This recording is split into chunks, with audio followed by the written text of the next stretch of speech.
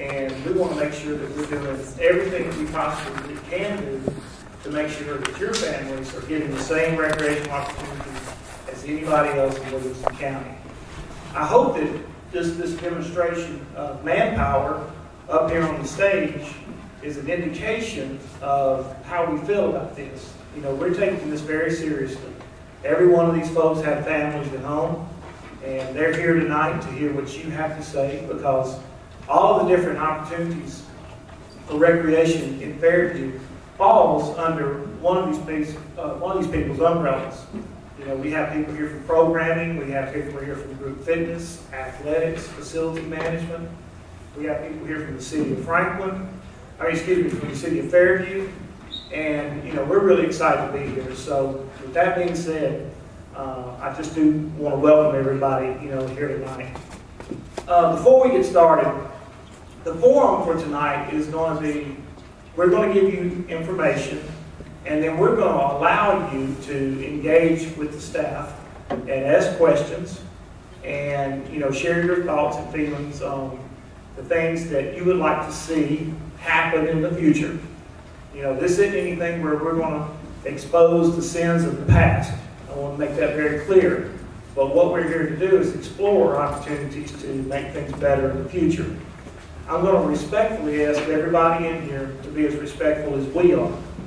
If anybody has some kind of an axe to grind or any kind of a personal agenda, and your comments become personal in nature, or they still start getting a little bit hostile, I'm going to ask you to leave.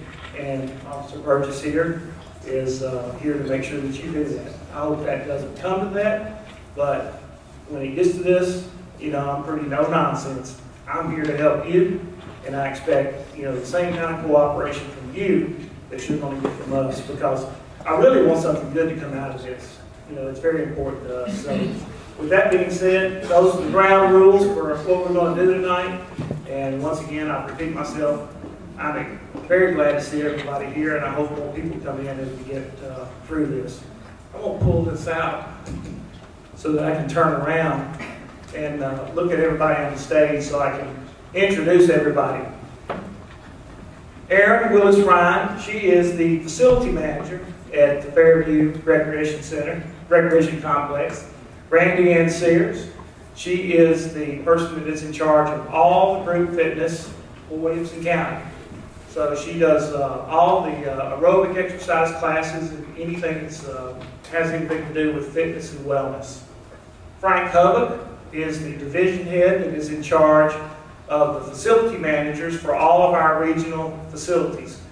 Williamson County has 5 recreation complexes: Fairview, Franklin, Brentwood, which is the ISC, Nolensville, and Longview.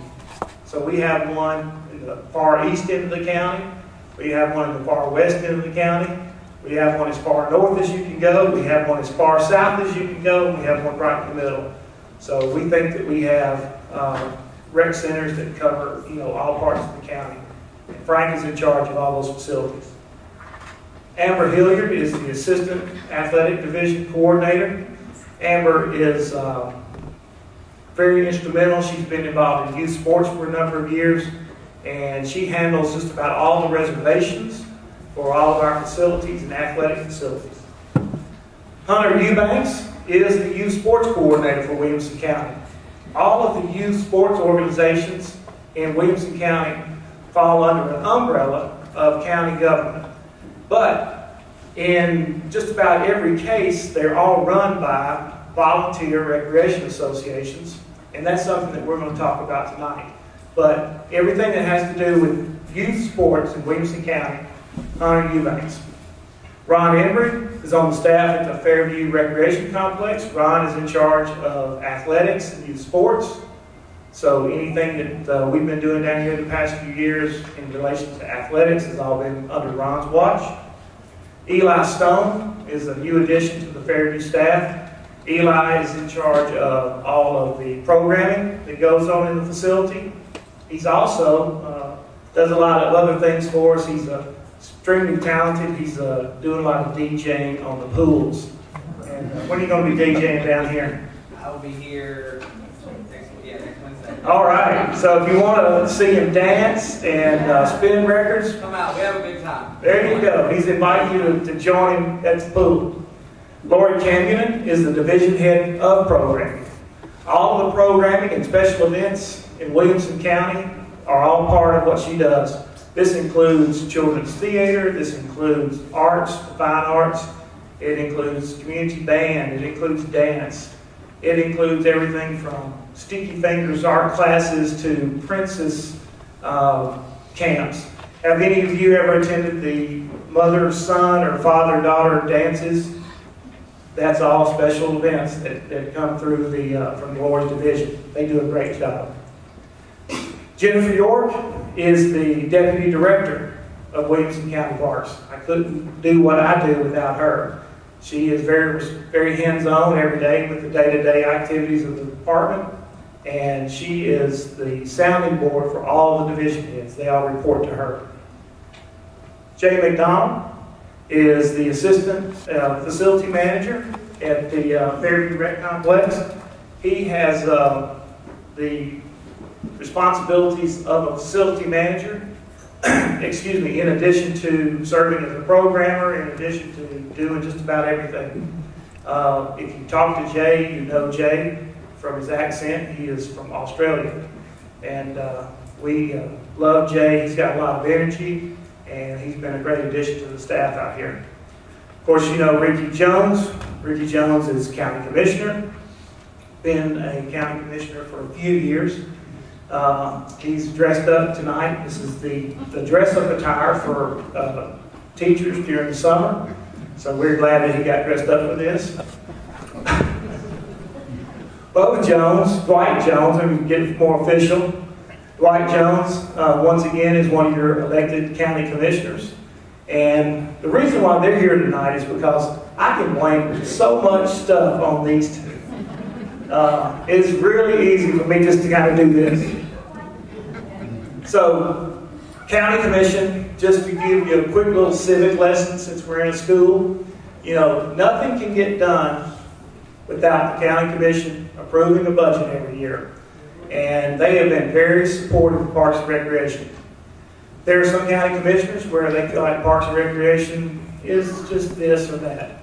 But these two gentlemen feel like Parks and Recreation is part of the landscape of Williamson County. And they have been strong advocates for us throughout the years. And it's been a blessing to be able to have them, you know, on board to help us with all the many projects that we do here. Mayor Patty Carroll, she is your elected mayor in the city of Fairview. The reason why she is here tonight is because we're going to discuss, you know, recreation across the board, not just the county parks and recreation, but we're also going to talk about Bowie Park, and we'll give her and her staff an opportunity to, you know, engage in conversation, excuse me, as it relates to that. Keith Paisley is one of her staff members who is in charge and runs Bowie Park, as well as, what's your official title? Community Service Director. So, you know, anything that you know, it's good that he's here tonight actually, because, you know, the role that he plays in providing recreational opportunities in that particular park, which is a wonderful park. I'm telling you, Fairview is extremely lucky to have, you know, a park of that size and all the amenities and the things that are there, you know, located in your city limits.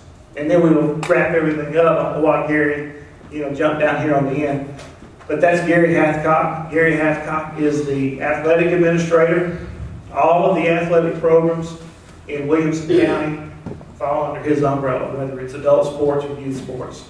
So this is the group that is here tonight. They serve you every day, and they're here tonight to help you with, you know, answering your questions, trying to explain the lay of the land, why things might be like they are, and how we're going to try to do everything that we can to improve this going forward. So, if everybody would welcome everybody here.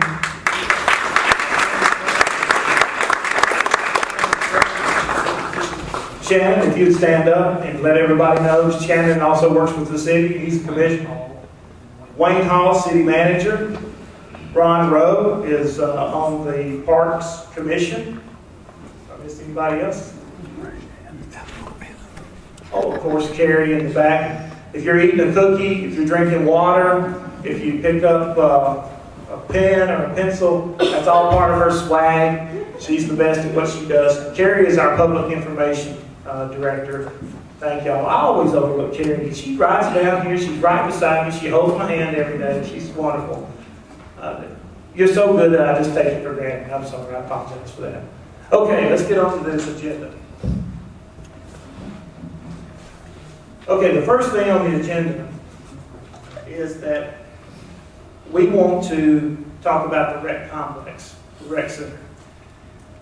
Over the past probably 7 years, the revenue that's been produced at the Franklin Recreation Complex has dropped about $100,000. Now, that may not seem like a lot, but when you think about it's a trend that's going backwards when it should go forwards with the growth that Fairview is experiencing. We kind of look at it and see where it has coincided with the opening of the YMCA in Brentwood, in Bellevue. And so, I guess what we want to try to do tonight is we want to just see what is going on at the YMCA in Bellevue that would be a better attraction than using the facility that you have here and things that we might be able to do to meet those expectations or possibly even exceed them in the future. Let me just say this before we get into that. There are certain things that we can and cannot do. One of the things, I'm just going to do a quick history lesson so everybody will understand, where we are when it comes to that particular facility.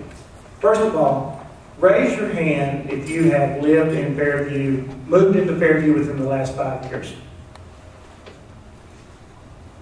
Raise them high so I can see. All right, within the last 10 years.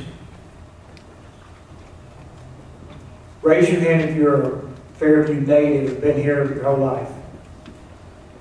Okay, so this is a pretty good mix, about half and half.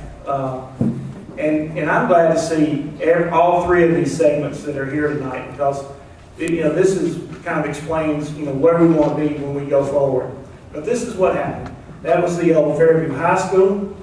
The county decided that when they built a new high school, it just sat there for a while. The old, what was called CRA, was ran out of that building. And then the county came in a little over 20 years ago and started slowly but surely turning it into a recreation complex. And so the classrooms were transformed into different rooms for recreation. Then during the course of time, there was a pool built. The wellness center was established and so on and so forth. So it's evolved over the years, but it is what it is. It is a school that has been converted into a rec center. So it's not a wonderful facility like this that was built with new money, bricks and mortar. It is something that was kind of converted. So that's what we have. And that's what we have going forward.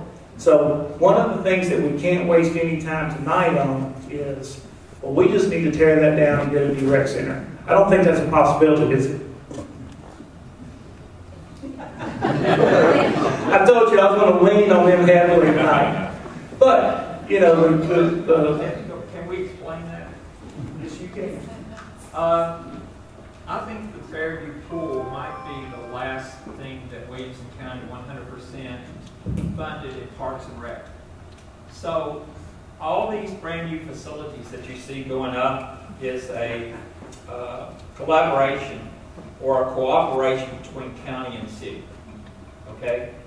I think Mayor Anderson has always said that if the city wants to come in 50-50, we will look at almost anything. Correct? That is okay. absolutely correct. So that's the landscape before we go any further. To know that it's a 50-50 proposition between county and city. And that's been the way it has been since the Fairview pool, and the Fairview pool's been Close to 12 years. 12 years. So the Nolensville Recreation Center, all the new recreation centers that are in this county, you have 50% county money, 50% city money, and then the county takes over the operations. Okay? So when he leans on me and I do this, it's because there's a lot of factors involved. Would I like to see a new facility in Fairview? Yes. Can we, the county and Fairview City, afford it? That's a discussion. Okay? I thank you for, I do appreciate you clarifying that, because, you know, Commissioner Jones is right on the money. The facilities that you see across the county, the natatorium, the indoor pool in Brentwood, and prices range, vary on these things. You know, the city of Spring Hill gave us $7.5 million to build a $15 million facility in Spring Hill. The ISC in Brentwood was another $15 million facility. The city of Brentwood not only gave us the land to put it on, but they gave us $7.5 million. The new facility in Nolensville had a price tag of almost $6 million, and the city of Nolensville put $3 million in it. Since then, we've had 2 indoor soccer arenas built. One of them's in Brentwood. Brentwood paid for half of it, gave us the property, and the city of Franklin did the same thing at the Robert Ring Arena. So Commissioner Jones is right on the money. You know, the partnerships between the municipalities and the county is the blueprint for new facilities. Now, what we can do at this facility here is we can put money in our budget through capital, and we can spend some money that we have in our budget every year through the privilege tax to try to enhance, you know, the amenities and upgrade the facility. If you notice the new green facade on around the building, that's not there to make it look better, although it does. But the building was leaking really bad, so it was put into an operating budget for the property manager's office. He spent about $500,000 taking care of that so that the building wouldn't leak anymore. So that's just a good example of that, and that is the proper history lesson to kind of bring us up to speed on where we are.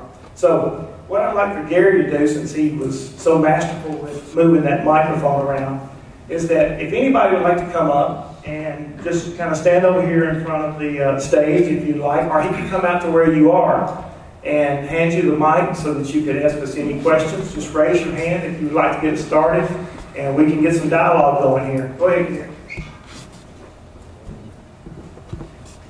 If you would, say your name and what your question is, please.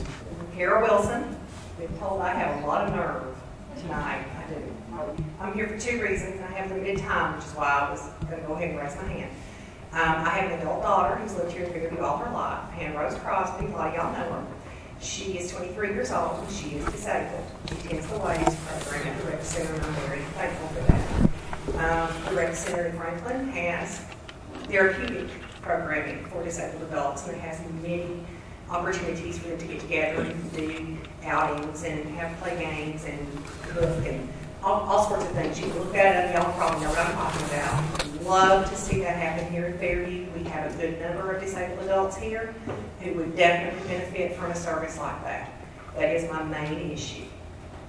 My second issue is, and this is where I have a lot of nerve, so y'all gonna know who I am. Last year, I made a request to purchase a family pass for the Fairview Rec Center. What I wanted to do, and what I was eventually allowed to do, was to get a family pass for 2 adults and 1 child. Myself and Hannah were the 2 adults. I'm not currently married. I have a son who is also disabled, who is under 18. I was given what I was called a special allowance to have Hannah and I be the 2 adults on the pass, and Daniel be the 1 child, which seems fair to me, and I was glad that I was given that opportunity. Out of curiosity at the time, the question was asked, just out of curiosity. If a gay couple with children wanted to purchase a family pass, would they be allowed to? Verbally, we were told no. This was before the marriage equality ruling. I know this is controversial. I know Fairview has a lot of different opinions regarding this subject. I would like that to be allowed for all families in our community. I hope that's not policy. I hope the person who answered me didn't know what they were talking about. I would like for you to take that into consideration, that there are families in our neighborhood that may be being discriminated against because they are not heterosexual. Thank you very much. I can give you an answer on that. You know, since the other day when the Supreme Court ruling did come out, you know, we will have to change and will change our policy in regards to what consists of a family unit now. And, you know, so going forward, you know, that will be an acceptable policy change. Next. Hi, my name is Bonnie, and this is my daughter Nicole, and she too attends we actually go to a lot of therapeutics programs over at the Franklin location. I'm sorry, there's no one, it doesn't appear like anyone from therapeutics is up there, but we go every month for the bingo and the bowling during the school year when they do the bowling. We do go to the dances and everything like that. We love everyone over there, and I recognize that it's hard to do the therapeutics program over here sometimes because there's not always a good turnout even over there. As far as I know, we're the only family from Fairview that travels to Franklin for the therapeutics programs. I've tried to encourage other people to go over there, but it's not always convenient to make the drive at the times that the programs are. And it would be really great if we could get one therapeutics activity out here a month maybe, like a bingo and what is that? Potluck bingo. Potluck bingo. If we could just do one a month to show the interest and see if there is to maybe expand the program out here, because it's really important for us. We do attend. We put our dollars, but they're going over to Franklin. We can't even put our dollars here in Fairview. Thank you. You're welcome. And we will, Tracy Hamby, who is the therapeutic. Right. She wasn't able to be here tonight, but this is something that we can work with her out, you know, maybe just spread her staff around a little bit. One of the things that relates to special needs is, you know, we just can't hire anybody to fill those spots. You have to have the CRT, therapeutic degrees, and so forth. And right now, we just don't have positions and money in our budget that we can bring on any additional staff. But what we can try to do is maybe do some staff rearrangements where they can come out here maybe 1 or 2 days a week or something like that and rotate that around. Once a month would be a big help Sure. to start with. We can work that in. And I mean, I know that Levi isn't as the therapeutics. He's not certified in therapeutics, but he lives out here in Fairview. Right. So he's not full time. No, I know, but I'm just saying. So I mean, it would be great if we could accommodate it. Yes, ma'am. Thank you. Okay. All right. Anybody else? Hi, I'm Francis. I'm a Fairview native, and I went to high school there. But I, you know, do whatever you want to in the building. Make it for us. Make it the rec center. I'm all for that.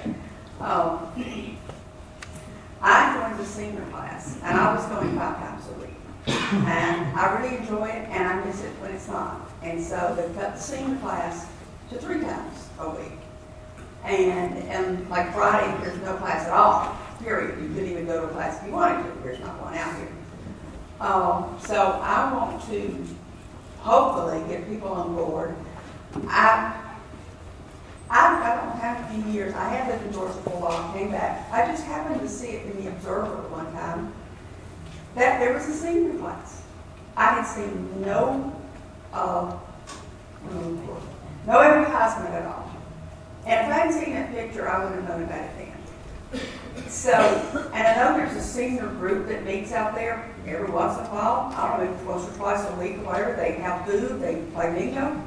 If we could just go down there and give them a pass and say, you know, we have a senior class up here. Why don't y'all try it? Give them a free pass while they're there and say, you know, we are here, let's do this. And so that's some of the current concerns that I have. So. They cut the classes free. So, and then people go do something else on those days that were coming to the class, and then if you ever get it back, it's hard to get them. I understand.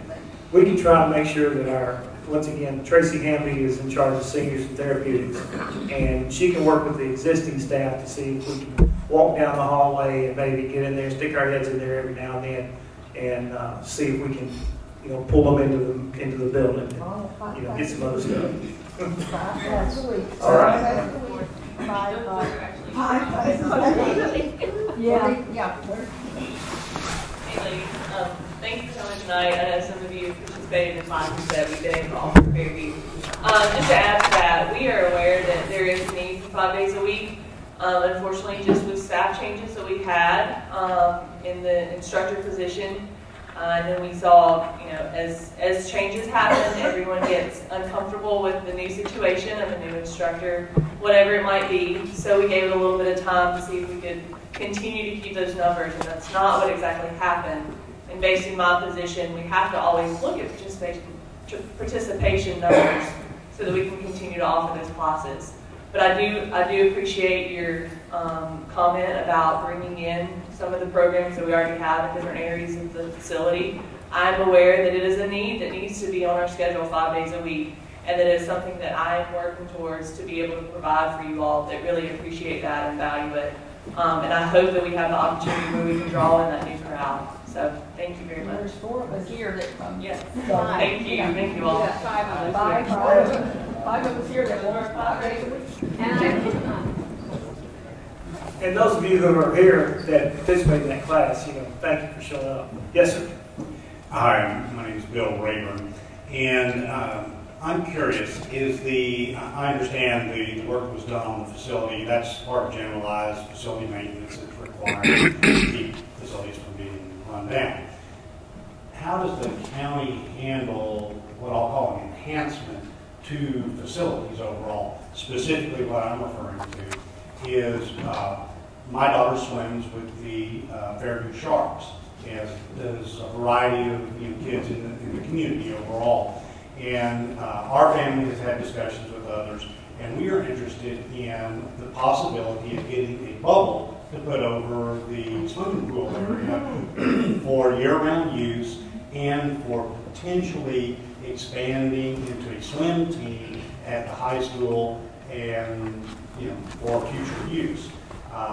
In the group that we have talked with, there's a willingness to do fundraising to come up with some type of support for shared expense. So I'm curious, how does the county handle that kind of enhancement? It's not a full-blown new structure, but it is a large commitment. In the past, people have talked to us about bubbles for pools, bubbles for tennis courts, and so forth.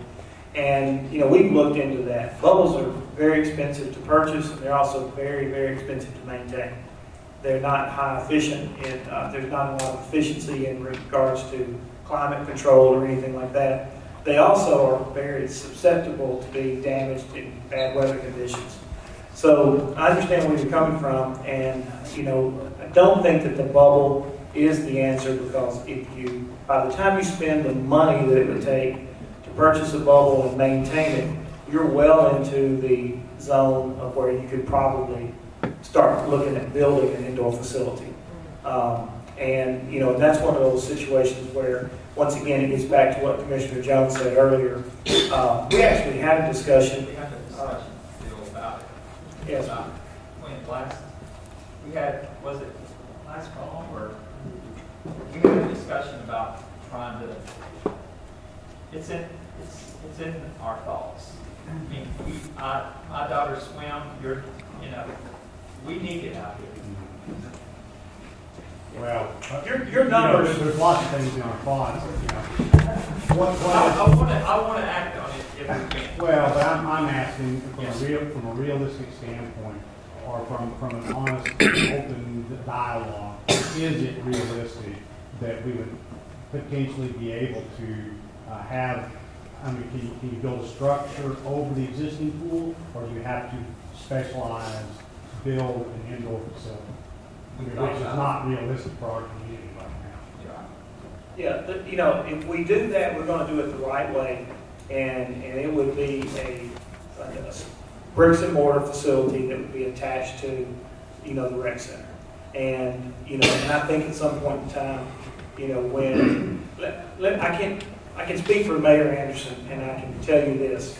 I was just in his office last Friday where we were talking about a project in the city of Spring Hill. The residents of Spring Hill want something really bad, but he's adamant in the fact that he's not going to break from his template of municipal and county contributions, municipal and county partnerships. And so what generally has to happen when these things come up is the municipality has to pretty much drive the train. And let me explain why. Once the municipality and the county go in together to build a facility, then it's a one-time expense for the municipality. They can walk away from it. The county absorbs that cost forever. So if we built a pool out here and we were able to do that, and the county and the city was able to contribute to that, once that facility opened, it comes off of their books, but it remains on ours. So that means we have to operate it and staff it. So that's where the county actually carries the heavy load over the long haul. And that's why he's willing to do these projects, but he has to have help from the city on the front end. And I'm not trying to put the city in an awkward situation, but I'm just trying to tell you how that works. No, I understand it, and I'm just trying to get my arms around. Is it realistic to that this is even a possibility within? Yes, I'll say it's realistic, simply because Commissioner Jones has already said that we have had these discussions, but nothing is going to be realistic until we actually can sit down at the table and work the finances out. But that gets back to the 50-50 split.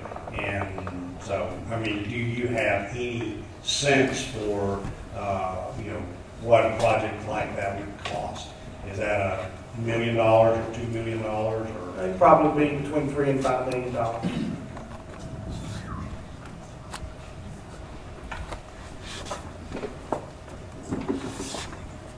My name's Mary Dell. I've lived here about 2.5 years. I'm involved in the morning team classes. It takes pottery, which the group loves to death. We have a girl in my class. And I also do the water aerobics at night. I have surveyed people, like at the pool last night. The working people would like the evening classes to start at 6:30 instead of 6, because it's very difficult for people to come from Nashville, Franklin after work and get to a 6 o'clock class on time. My daughter's one.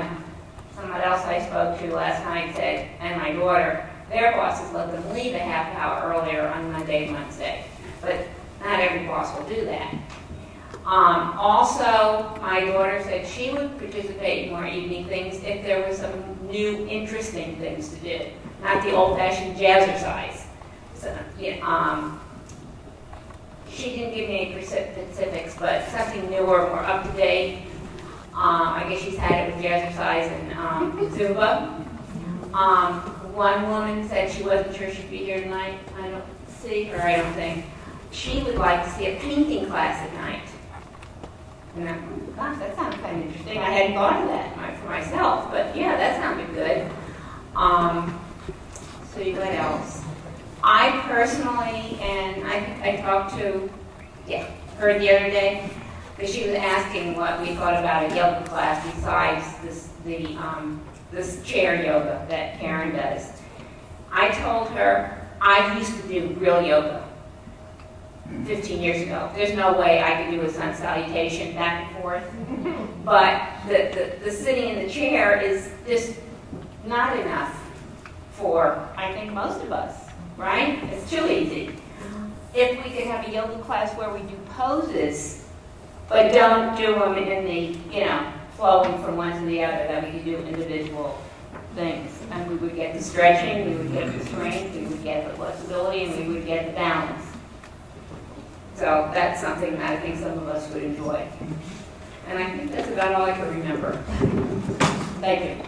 Well, one of the things that I would like for everybody to do is either go online and fill out the survey that just came active this morning, or you can pick one up and fill it out by hand out in the lobby. And that will give everybody an opportunity to communicate back to us with specific programs and specific things that you would like to see introduced into the programming aspect of what we're doing at the facility. So that's one way to communicate that going forward. All right, anybody else? Ron? My name is Ron Rowe. I'm currently the chairman of the Fairview Park Commission. And I just want to let the folks know here that the Park Commission has been tasked by the City Council to do a blueprint study for 5 to 10 years on Parks and Recreation in Fairview. And we created a document with boxes on it, so to say, from the order of least importance to the most important. And one of the areas in there is to partner with Williamson County. So a couple of months ago, I requested of Gordon and his staff, and I met with him for 2 hours. And we discussed how we can better communicate with each other and move forward in a partnership. And I'm excited about that. And we're looking forward to having more contact with the Park Commission as we come up with this blueprint. Now, getting back to your original question about what's the difference between the rec center here and Bellevue. Number one, you and I discussed this, that many seniors subscribe to senior sneakers through their supplemental insurance. And I believe you said that you were looking into that, so I don't know if there's any update on that or not. And then I've had people comment about the hours, how weekend especially. And I think from our conversation we were getting to a discussion about whether it's the chicken or the egg. Do we come up with new items and then the people will buy into it, or does Fairview have to show the usage factor before we get new things? So that's kind of a dilemma that you can be in, and I feel for your position in that. The other was Bellevue has an indoor track. So in the YMCA, Bellevue has an indoor track up above that you can walk in there in the wintertime. So I don't know if that's possible here, but I think that it would be something in the future rec center, we can dream big. So I thank you for having this tonight and look forward to working with you in the future. Thank you, Ron. Likewise. All right, anybody else? Come on. 2, we'll get through. Okay. And about the water aerobics, I love to do it too, but they have it on Wednesday night, and that's a church night, and so a lot of us can't go. So just FYI.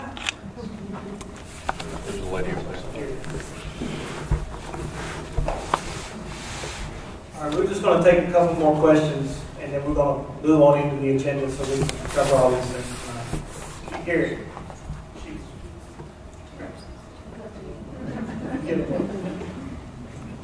Hello, I'm Elizabeth, and I'm part of this community a couple years now. And I've been coming to the rec center off and on when I can. And I have a problem with the child care that's available during the day. I know that there's a couple more seniors that would be able to come if their grandkids had something to do while they were in class. I'm part of the senior class because I'm a veteran. And the extremely loud noise that comes from the jazzercise class gives me a headache. Okay? So, anyway, if my kids had something to do during that class other than run circles in the gym, or if the game room was period open other than 2 days a week, that would help. I mean, the facility is already there if they would just unlock the door. And there is actually a middle age group that is not taken care of with the child care that is available on Tuesdays and Thursdays. In fact, we don't even have an exercise, the seniors don't have the exercise class at 10:30 anymore on Tuesdays. But my daughter sits in the hallway a lot of times coloring, and she gets tired of that because, you know, she's not too young to be technically down in the game room, and she's too old to be in the daycare, and she's too young to be in the basketball court. So, and then my son will go down to the basketball court because he's fine with age. So, I think that there's an age gap there, and some of the seniors are also feeling it because they're watching their grandchildren in the summer when the school isn't going. And then also, I think that this is a very tight-knit community, and to not get the rec center to talk to the people at Bowie Park and find out when the schedule is. I volunteer with a couple other organizations, and I've been in Centerville the last 3 years playing soccer during Bowie Nature Fest. My kids have never, unless we miss the soccer games that my kids sign up for, we miss Bowie Nature Fest because that's an hour there, hour back, and I'm two kids, 2 games, that's 4 games during that day. It's all day in Centerville. And I think it's time to kind of look at the schedule that has been set in the past. And, let's have home games, during Bowie Nature Fest, and see if that doesn't bring a couple people in the community during Bowie Nature Fest. I don't think it's going to cost a little extra money just to flip the schedule and have Fairview have home games, with the fall ball, baseball, with the Titans football, with the soccer field. I did a little, athletic field survey last year, right after we got back from Centerville, and all the trash cans were empty at the soccer fields and the baseball fields. And that means that nobody played. That means everybody was out of town. And there's a couple other people that are in this community that haven't been to Bowie Nature Fest because their kids are participating in athletics with this rec center. But their parents can't volunteer at Bowie Nature Fest to make it a stronger event because they're taking their kids to West Main Street that day, or whatever the case may be. And I think that it's just a simple scheduling thing, and I think it would definitely help the whole community if we could have home games on the day of Bowie Nature Fest. Can I say something? Sure. One of the challenges, I'll speak. Oh, come on. All right. Introduce yourself. Jesse Chappell, I'm current president of Fairview Soccer. One of the challenges that we have is, I think one of the things we're going to be talking about here pretty soon, is the soccer program, the Fairview Titans program. A lot of those things are not run by the county. Those are independent organizations, 501c3, standalone entities. We have the privilege of using the county facilities for our activities, but all of these things, the county, the Bowie Nature Fest, all of those things are really different organizations, and they're not all under the same umbrella. So there is some challenging communication there, but I want to take them off the hook from a soccer perspective, and that's all I'll say. Thanks for clearing that up, Jesse. Cool. I thought I was going to talk about that. Turn off my mic. Hi, I'm April Stinson, and I attend the exercise class here at Fairview, and over the last several years, I've been attending that class for like 12 years now, and it seems like every summer, the particular room that we're in, plus the seniors that are next door, the air conditioning system doesn't seem to be working at all, especially with these 90 and almost 100-degree indexes that we have here lately. It's been really tough on all the people who've been trying to work out. I'm really kind of concerned about their health. I'm just was curious when maybe that's going to get fixed. I understand that you all have purchased a AC unit and want to get it installed, and so is there a ETA on when that might happen? Just to kind of give you an idea of sort of a Jesse explanation here, the Parks and Recreation Department, we don't actually purchase nor install any of the fixtures like HVAC or plumbing. That's all handled through the property managers, the property manager of Williamson County. And so that money would come out of his budget. He would be the one to have to bid that, purchase that. And Aaron, let me tell you, you have one of the best facility managers as far as trying to do everything that she can to make sure that the situations that rise up in the facility get communicated to the property manager's office. You know, she can show you her email records where she sends 20 or 30 a week. You know, nothing slips through the cracks. But we're dependent on the property manager's office to come out and prioritize at this time of year of all the facilities that they have across the county, you know, which ones they're going to come out and work on. And so I can't really specifically address that, you know, particular question and give you the answer you're looking for, because it's really out of my, it's really not my call. I can certainly talk to Keith Feinstein, who we work very closely with, and make them aware that we do have a situation down here in the group fitness room because of the number of people that are in there. And I'll try to find out what's going on with that. We can get that information back to you. Okay, well, we need to kind of move on, but let me just say a couple of things of what we would like to do in the future. Our staff met as a group a few weeks ago, and one of the things that we're going to do, we're fixing to start our new budget year on July the 14th. The 13th is when they approve it, and hopefully, and the county commission then will make it available for all the departments to start doing business for this fiscal year. Our budget is already set for this fiscal year. Next year, we're going to, well, let me back up just a little bit. I've had discussions with the mayor where we're going to try to do everything that we can to put money in our capital budgets so that we can make sure that these facilities, which are getting older, are going to get the attention that they deserve. And so we want to upgrade the wellness equipment. We want to try to put new treadmills. We want to try to put different cardio pieces in there. We want to take out all the weight equipment, upgrade that to the stuff that we're using in different parts of the county. We've actually looked into taking some walls out in a particular room and trying to create a locker room and putting a shower, because we don't have a single shower in the building. So we have we're working right now to try to get some things that we know that we can do within our own operating budget to try to enhance the facility and upgrade those amenities without having to go to the commission and ask for additional monies to do that.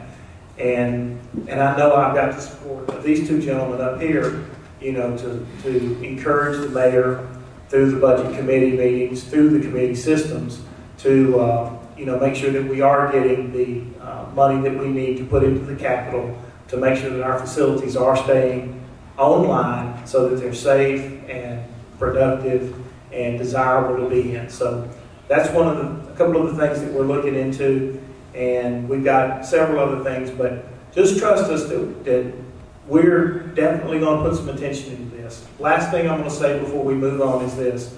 It's like Ron said just a second ago, do you put the chicken before the egg or the egg before the chicken? I have to make a decision on where the money that comes into the Parks and Recreation's budget goes. Does it go to a facility that's booming and busting at the seams, or does it go to one where there's room to spare and you don't even have enough people to fill it up?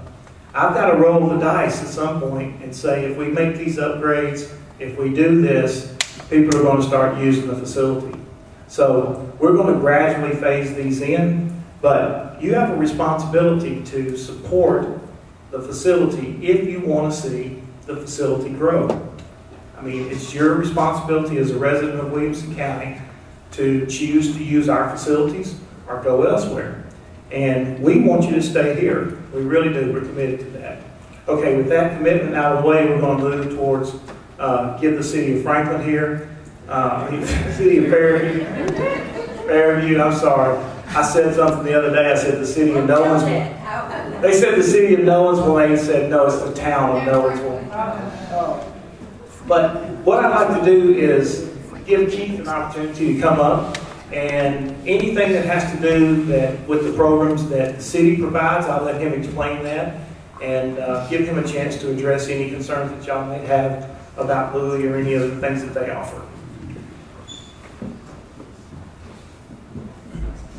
To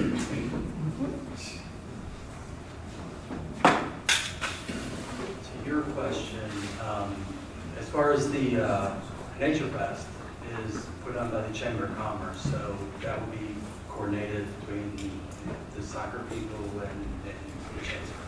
We offer the facility to be used as that. We try to stick right around September 11th, just to honor veterans. So, anyone else have any questions? So, Second Saturday. Second Saturday of September. Yes. The county said they're willing to go half to build us a new facility. what does the city say about that? Fairview deserves a new facility instead of putting up the continual maintenance of the problems of the old school, which y'all readily admit that it is a problem, it is an issue. If we don't get more participation, you're saying that our funds won't get as much as facilities that are full, but we can get more participation when we have an inferior facility compared to Franklin, Brentwood, Spring Hill, and Nolensville. So what you're saying, you're going to give us money if more people use it, but more people won't use it because it's not as nice as theirs. I live 15 minutes from here over on Leader's Fork, but I come through Fairview to go back and forth to work. And I work in Bellevue. I don't go to the Y. I'll take 20 minutes extra and go to Franklin to do my workout and my swimming there because they have a locker room also. So, what does the city say about their half of it? We haven't heard anything from you guys. Well, that's probably, unfortunately, Keith is probably, he's wanting money from us too for his department. So that's probably more of a question for me and the board and the city manager. But basically, 5 years ago, we sat in the mayor's office and I was a new commissioner, and we sat there and we were like, with the big list of everything we need. We need soccer fields, we need football practice fields, and we need a new indoor swimming, and what can you do to, because we deserve this, we're part of the county, and that's when we were told, we'll come up with half of it, then we'll put you on the list, and as we can, we'll work it in. Well, as time goes, we don't have the money to put in, or the priorities haven't been put in place. But right now, what I would say is like to you with the indoor, swimming, start raising the money. The city, as of this year, our budget's set. We can't help you, but I don't think we're always going to be that way. Let's start. I've heard splash pads. I've heard different stuff. Get those groups, get those people that have the passion, and get them together and start raising the money. Because when that comes, we're not always going to be in the state we are right now, whether it's the rec center. We have such a bright future right now. We see people coming in wanting to be about a part of Fairview. So I think not that we can get them all at once, but with having the 5 and 10 year plan, with the park board sitting down saying these are some of the wants and needs, we can sit down together and say, what can we do first? And that's a start. That's all we can do. As far as the building, it is an old high school. But for right now, we do have a facility, and we were ahead of a lot of other people, like Nolensville didn't have the facility. So for right now, the programs, I hear what you're saying, because a lot of the time, not only did the Y affect us, but Anytime Fitness affected us, because all of a sudden, they're open all the time. So we probably lost a lot of people coming to the parks and recs, and it's a double-edged sword. People are just going to have to make that choice and maybe come together. And if you want a new class or a new program, get the people that are willing to say, I want this, or, we have so many people, and then maybe go to the Williamson County Parks and Rec, and they can provide the class. Maybe we'll have to go that route. But I've heard it over the years. I have a lot of friends that do the different classes, and a lot of times it is just the times and not having them available when everybody can come. And me personally, I say all the time, I have a pass. I'd work out if I could fit it in my crazy schedule. And since they're not really open at 10 o'clock or 4 o'clock in the morning, that's my excuse for not exercising. But anyway, as far as it goes, maybe we can get some of y'all to come to the park board meeting. That might be a good place to start. But I'd say let's raise the money. I mean, I'm for making Fairview a better place. That's what's pulling people in. This is what's made us one of the most desirable places, because we are untouched right now. And we do offer a lot, and we're a great community, and we do value our park systems.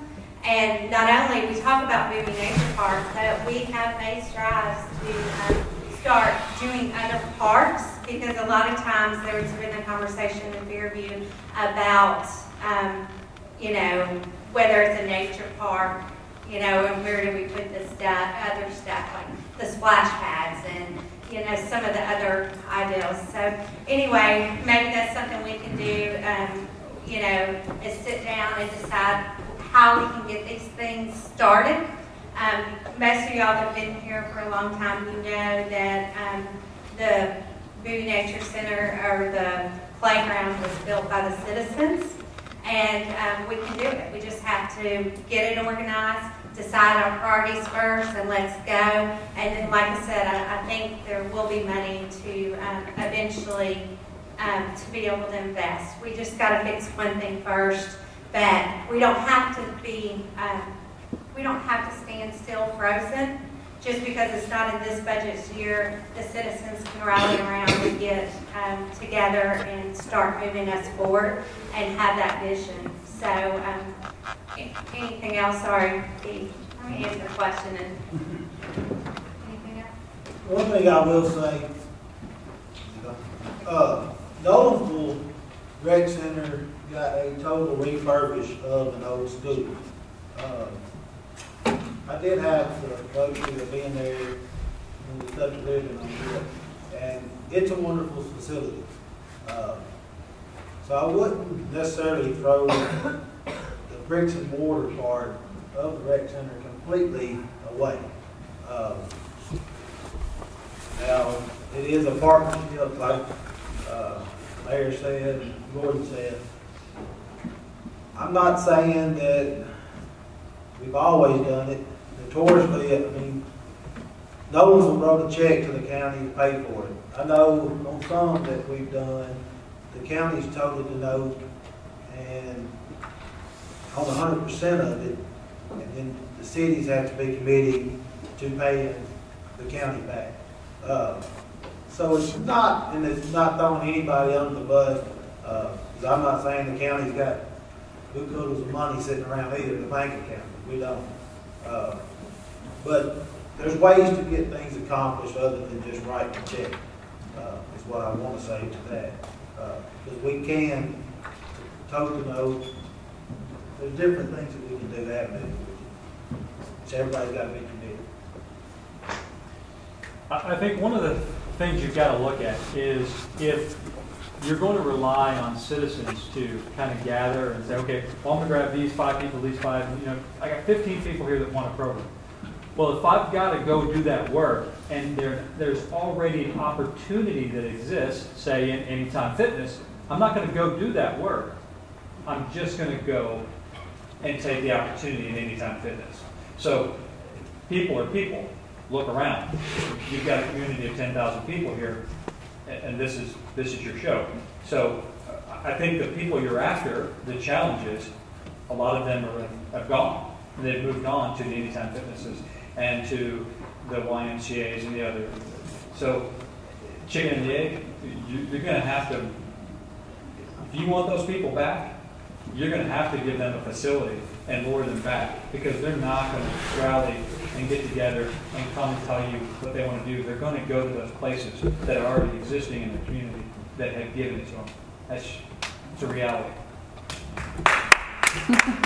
100%.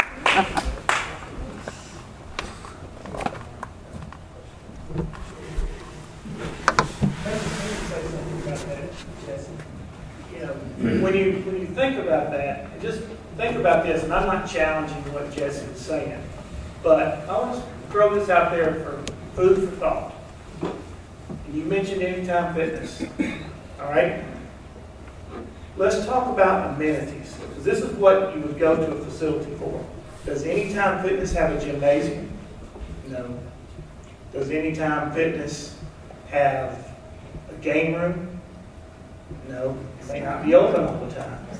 You know, the structure at Anytime Fitness, I don't know what it costs, but, you know, if you are a veteran in Williamson County, you can use the facilities for free, so can the spouse. To answer your question about Silver Sneakers is online right now. We're online in Fairview for Silver Sneakers and fixing to be online, hopefully in about a month with Silver and Fit. So the price to use the facilities here are extremely affordable. You know, Anytime Fitness, they don't have a pool. You know, a family membership, or it's not a family membership, it's a family pass. A family pass to use the Fairview Recreation Complex is $200 a year. You break that down, that's around $18 a month. You know, that's very affordable. And all the amenities that are available for that, you can use them whenever you want to, as long as the building's open. It includes use of the outdoor pools.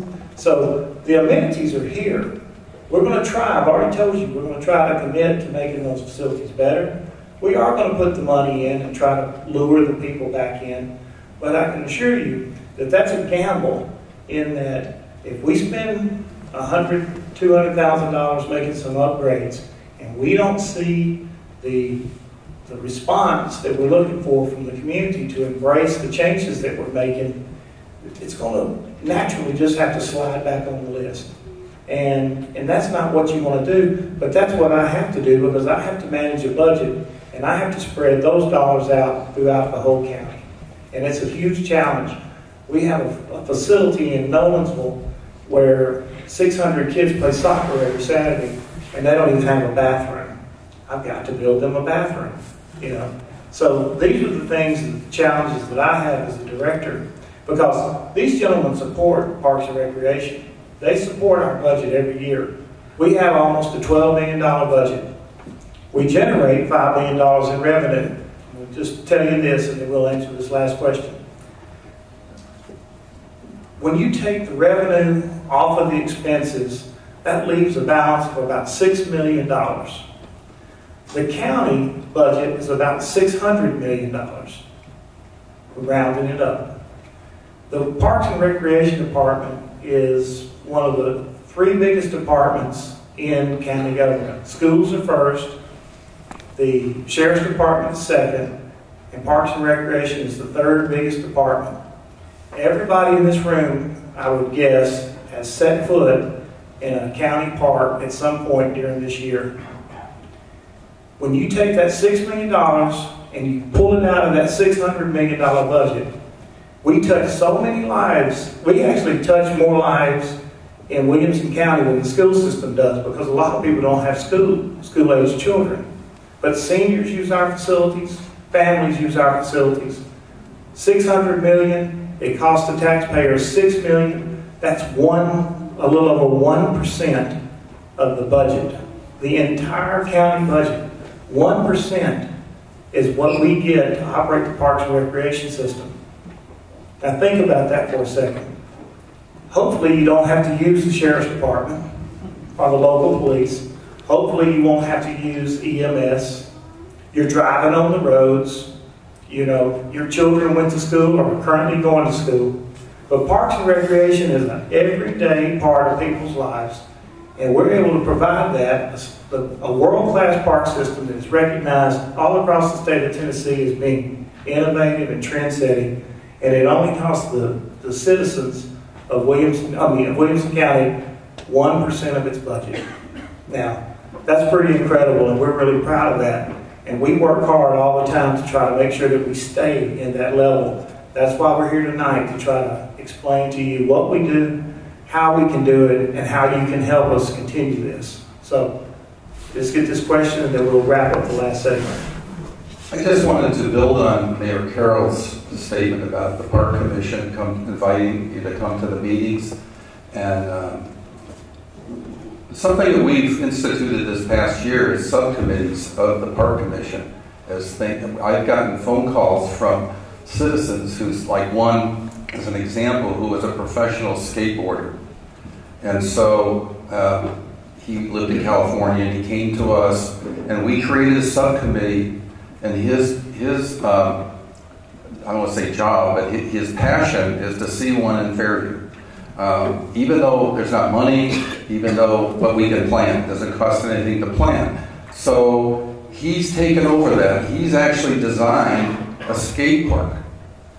And we don't have to have a design engineer do it because he knows about it. The second thing is we have a new park, Veterans Memorial at Evergreen Lake. And there's going to be a memorial there. Well, people have called me and said, I'd like to get involved in that. I'm a previous veteran. So we created a subcommittee for that part.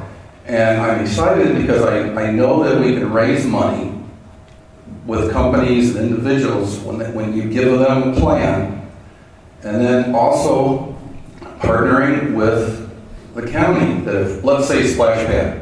Okay, we don't have the space to put it, but we could talk with Williamson County and say, can we partner? And again, we get a plan in place. We go out into the community, into the businesses, and say, okay, cough up.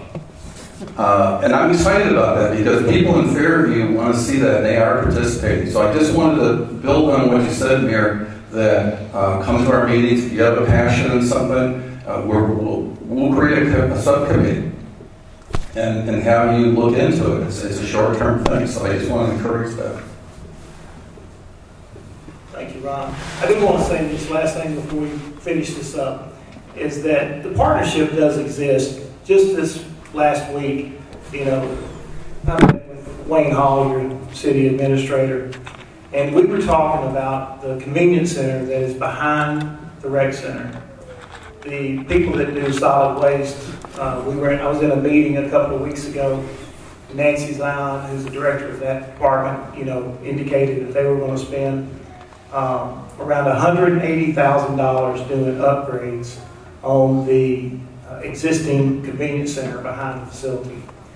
And so, I'm thinking about recreation, and I'm thinking about the people in this room. I know that you use the convenience center. We all do that. It's what it is. It's convenience center. But I also know that you want some enhancements to the park down here. You want to see a pool. You want to see an indoor pool.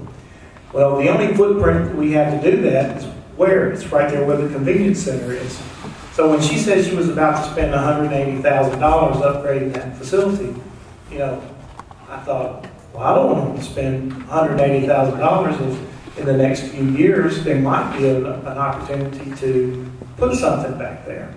So I reached out to Wayne, and he met with myself and Nancy Zion and Keith Feinstein, a property manager for the county. And the city has a piece of property. They were saying, well, we can move this facility here if at some point there is a chance to build an indoor pool. Well, I was excited about that. Everybody's looking at this piece of property. It was very nice. And, you can envision what it could be used for. Wheels are spinning in the back of my head. And wow, we can tie in behind the building. We already have the water back there. This would be an easy transition. But once again, that little, the reality is hung on your back like a 300-pound gorilla. How do you get this done? So Nancy Zion, Keith Feinstein, and myself sat down with the county mayor, and he said, I like that idea. I think it's great, but let's wait. Let's wait on it. Nancy, go ahead and do the upgrades that you need to do, because right now, I don't think that we have the ability to do the indoor pool. But if we do, and we get the chance to do that, $180,000, we might be able to recoup that some other way. So we talked about it, and I'm not here today to try to put any pressure on any elected official, whether it be the county commissioners or your commissioners and mayor, here in the city of Fairview. I'm not trying to put any pressure on them to do anything other than we're all here today, this evening, to just kind of listen to what your thoughts are. And I think the message is loud and clear, that you're just a small representation of your friends and families that live here. Y'all just took the time to attend this. The survey is out there. That survey went online this morning at 6 a.m. and by lunchtime, the girl that is the moderator or the administrator for that website called Carrie and said, There's already 64 surveys that have been filled out. We were ecstatic. 64, just that quick. You know, that shows that the community is behind these things. So I think we can get there. I think your mayor has told you where her heart is. You know, it's just going to be a process, and we will work through it, because you'll not be in the back of my mind. You're in the front of my mind. You know, he's very supportive as a city manager. He tries to figure out ways to make things happen. These two gentlemen as commissioners will try to do everything they can, and you've heard it from your mayor. So going forward, you know that you've got a commitment from folks that are going to try to do the best things to enhance recreation in the community. Okay, we're going to, yes, sir. Well, no, I was just going to say, when you were talking about the budget and how you have to spend your money, one of the things is, you know, we're a smaller population, so if you look at counts, we can't always count how many people are attending, because obviously in Franklin you're going to have a bigger population to pull through. So I'm just curious, is that a percentage like of your population? Then you decide how much money is going to be divided in the needs. Just curious, because you had made that comment. Obviously, a smaller community is not going to bring in the same numbers. Absolutely. There's really not a formula set up for that. You know, basically what it boils down to is every year the county commission assigns a dollar amount to Parks and Recreation's budget, and they say, we need you to generate this amount of dollars in revenue. And so we have to do everything we can across the board to try to get to that number. So the problem that we have in a couple of facilities, you know, in a couple of areas, not just in Fairview, is that numbers have decreased. And sometimes it's hard to figure out why numbers decrease when the population is increasing. And so that's what we're here today. But Mayor, there's not a magic number that any particular center has to perform to. We just look at the trends, and we just want to see things trend up. And that's how we arrived at that. Are you seeing, you've seen a decrease in the Fairview community, is what you're saying? What kind of decrease? I want to know what kind of decrease. Yeah, over the past 7 years, we're losing about $100,000 a year in revenue. That may not seem like a lot in a, you know, almost $12 million budget, but once again, it's trending down. Anything that's trending down, you know, it's our responsibility to try to flip that and get things back up. Because, you know, if you're doing your part, you know, no matter what the part of the county is, you know, that's an indicator that they totally embrace what's going on out there. So it's almost like, you know, back in the old days when you're feeding coal to the train, you want that train to go faster, you shovel more coal in there. Well, if you wanted it to slow down, you didn't feed it. Well, I'm willing to do what we can to put some money into the program, you know, through our existing capital, and we'll see what we can do with that, where that takes us, and then we can continue to try to build this relationship with the city to see what we can do to, you know, take that to another level. Okay. Yes, sir.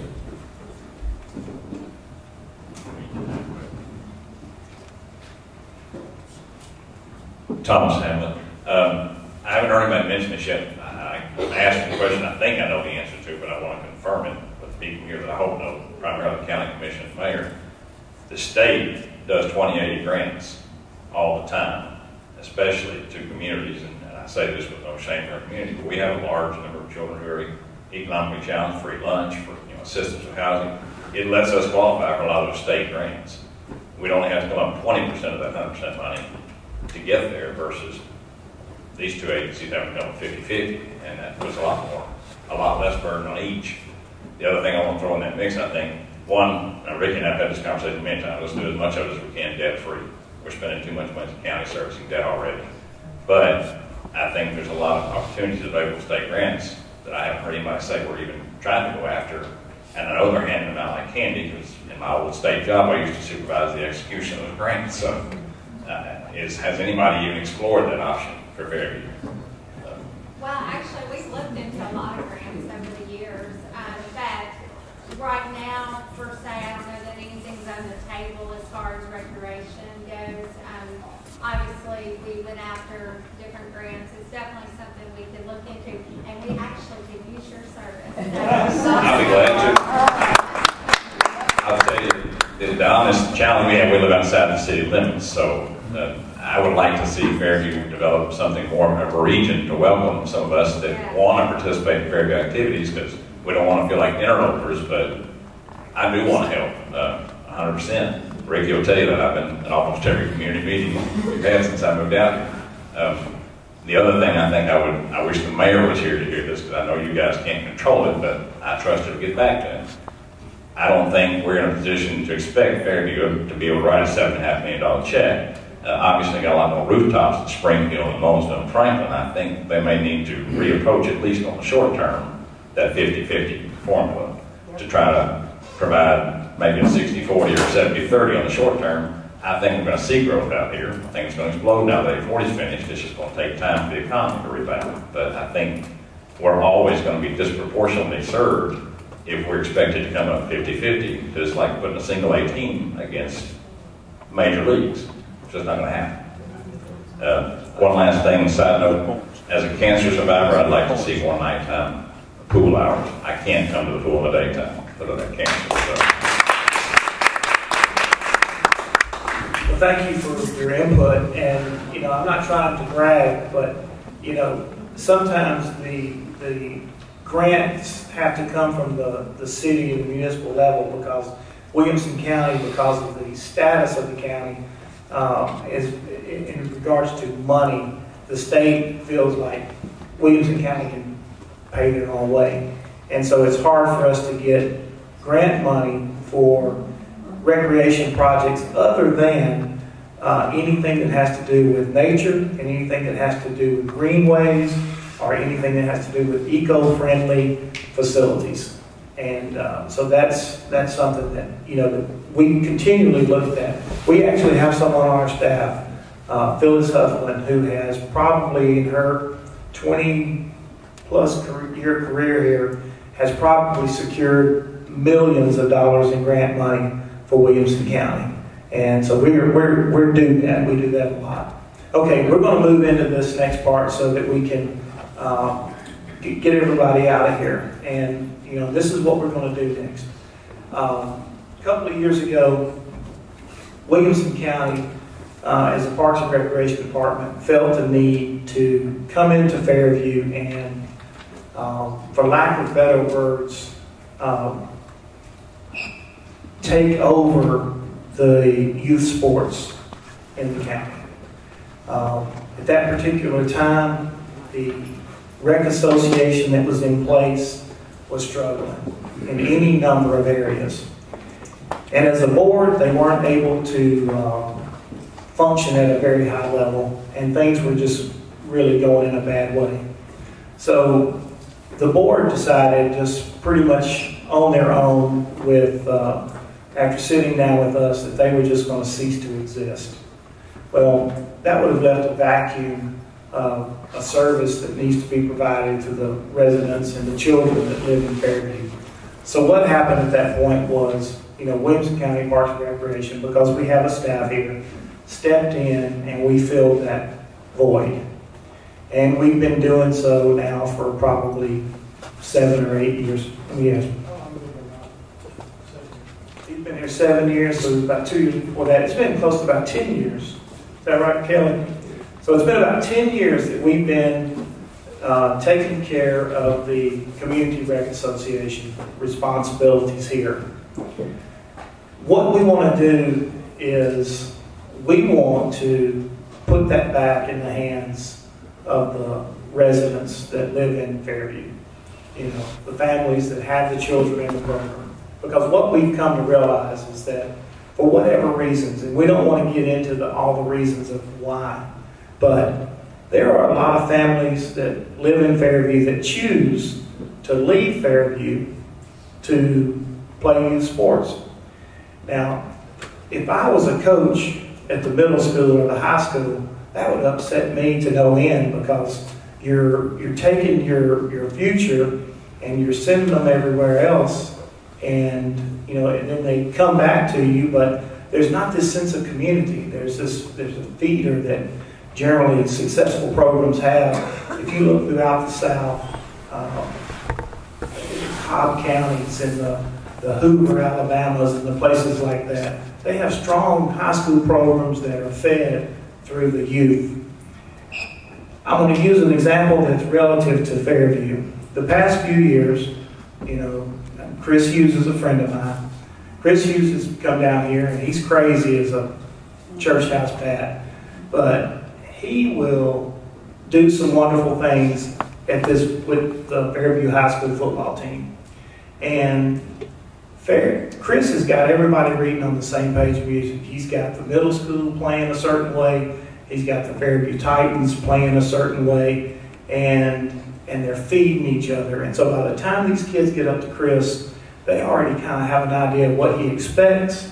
They're ahead of the curve. And the past few years, you know, you have to be honest, your high school football team has enjoyed a tremendous amount of success. And I would imagine that stadium is a lot more full these past few years than it was in previous years. I just use that as an example to show that Fairview has a lot of pride.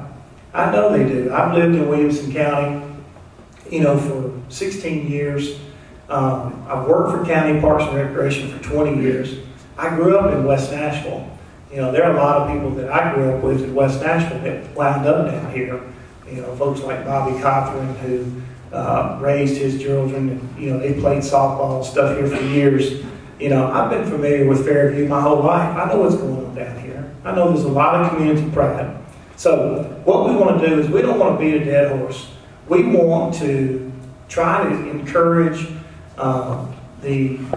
anyone that's interested in stepping up to reform the Recreation Association to do so. I don't want to take a lot of time trying to talk about the things that we haven't done or didn't do or should have done. What I want to tell you right now is that we're committed going forward to reestablishing a recreation board out here for the parents to control their own destiny when it comes to softball, baseball, and basketball. The soccer program, you know, Jesse has spoken a couple of times tonight. We're very proud of what they do.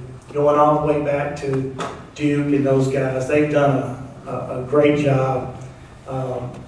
We're fixing to honor the founding father of Fairview soccer here, Gail Weber here, and just whenever we can pull it together to do a field dedication. All right, going to do it in the fall. You know, somebody like Gail Weber, he paved the way. The Soccer Association's been a model program.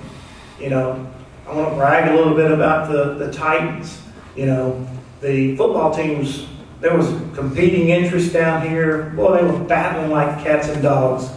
And the Parks and Recreation Department had to step in. And we only recognized one program. And we said, we only have room for one program because we only have so many fields. You know, you have to learn to play together and get along, but only one team can do it. Well, a resident here spent, I don't know whose money he was spending, but he sued the county, and that went all the way to the federal court level in the state of Tennessee. And it cost Williamson County money because we were being sued, but the county won. The federal court in this district said that Williamson County has the right to only recognize one provider. So we did that. Well, they were able to lick their wounds, play good, do what responsible adults are supposed to do. They got together and they created a really good football program. Fairview Titans are doing well. I think they've got some good leadership and Biff Curtis there, and you know, and they're on solid ground. Both of these organizations, they turn their financials into the county every year. So we understand where their money's coming in, how they're spending it, how responsible they are. And we've been very satisfied with the way they're doing business as a 501c3, volunteer-based, volunteer-driven rec service provider for sports. So the time has come now for anyone that's interested that wants to step up and create a new board so that you can run the other 3 sports. Once again, girls softball, boys baseball, boys and girls softball, and we would love to see you offer girls volleyball. So, basketball, that's why he's the youth sports coordinator. So, what we want to do is, out there in the lobby, on one of those tables, there are some forms. And I'm going to tell you how this is going to work. We're not going to get into a lot of discussion tonight about, once again, the things that have gone wrong. I'm telling everybody in here that came for that particular reason to talk about youth sports to know this. When we leave out of here tonight, from the minute we leave out of here and when we get to our work stations tomorrow and start working, we're going to work towards helping Fairview create a new board to run youth sports. So what that means is, out there in the lobby, there's some forms that are volunteer forms. If you have any desire at all to step up and assume a leadership role, I encourage you to fill one out. After we get people to fill the forms out, then what we will do is the athletic administrator and his staff are going to look over these forms, and it's almost going to be like an application, because we're going to try to get the most qualified, dedicated, staff to reassemble this organization. It's not going to be a power move. It's going to be a move where anybody that wants to get involved can submit their name, and the very first board that we establish out here will be appointed by the Parks and Recreation Department. Now, saying all of that, if we don't have anyone that steps up and wants to get involved, we're just going to keep doing it. And we're prepared to do that. But we've been getting signals that, that you want to do it again.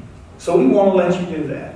Okay? It's as simple as that. You can control your own destiny when it comes to youth sports if you're willing to step up and do it. Just as simple as that. Fill out a form, get it to us.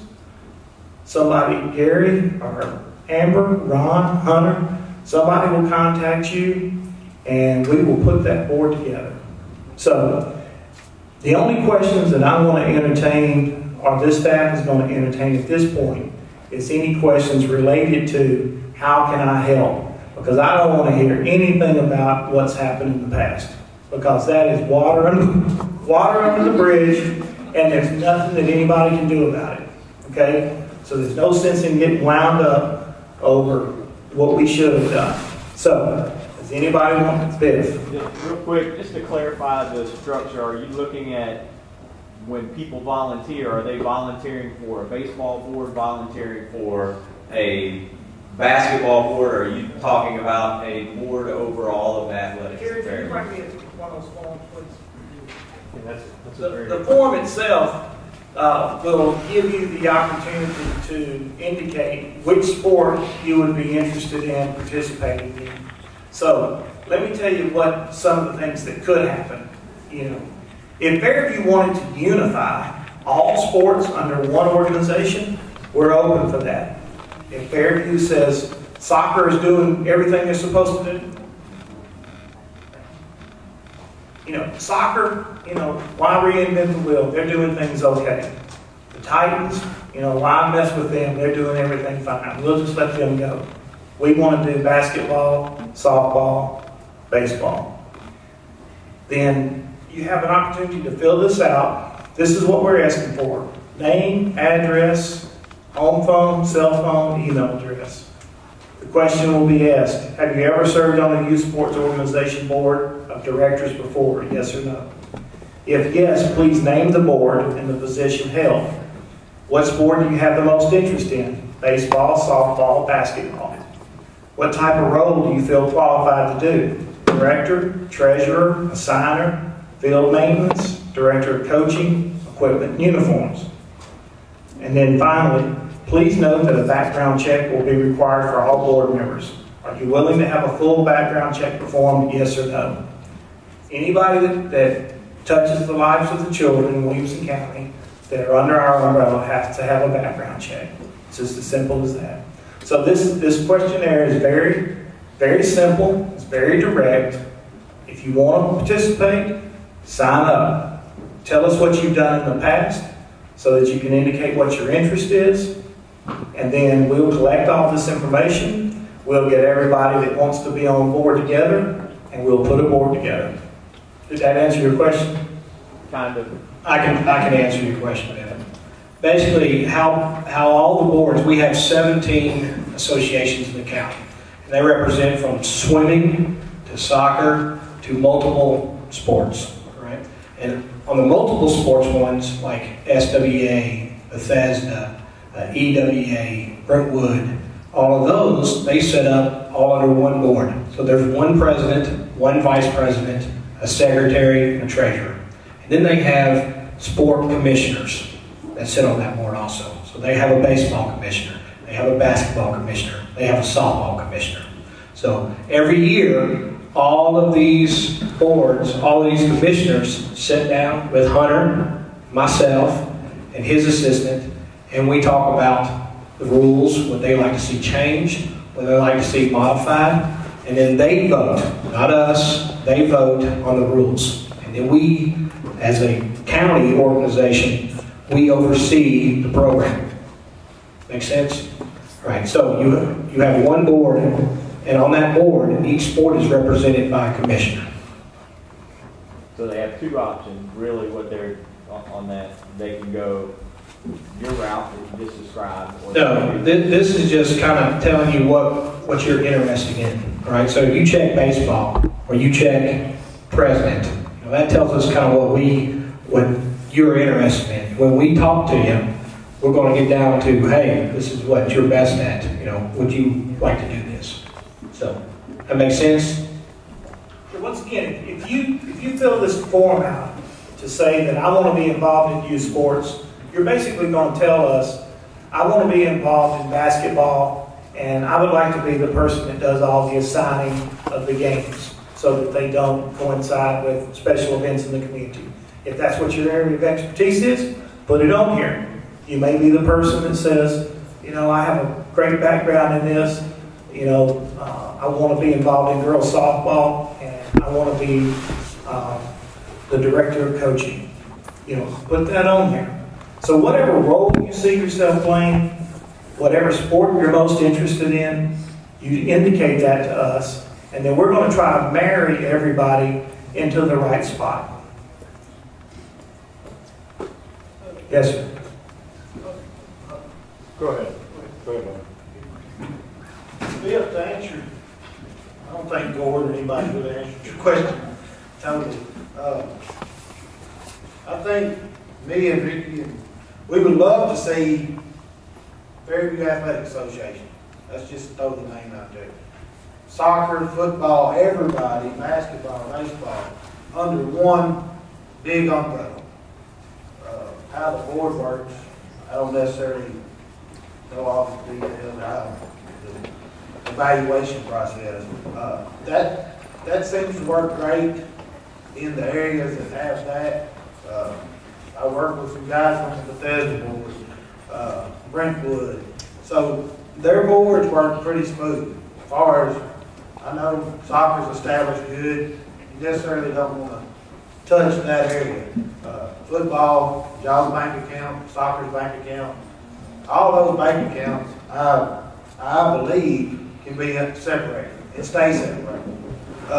Meaning football can still, my kid playing baseball don't pay for your kid playing football, basically. So I think everything, they're telling me, they're shaking their heads. We can still separate everything and still fall under one big umbrella. In fact, I don't know if that helps you. Yeah, it does. I just want, when people volunteer, I want to make sure they understand, am I volunteering for a new 7-member board, or am I volunteering for the FAA? Right. What am I, you know, are we going to put that other board in place first, and then we're going to pull people from that board to make a big board overall?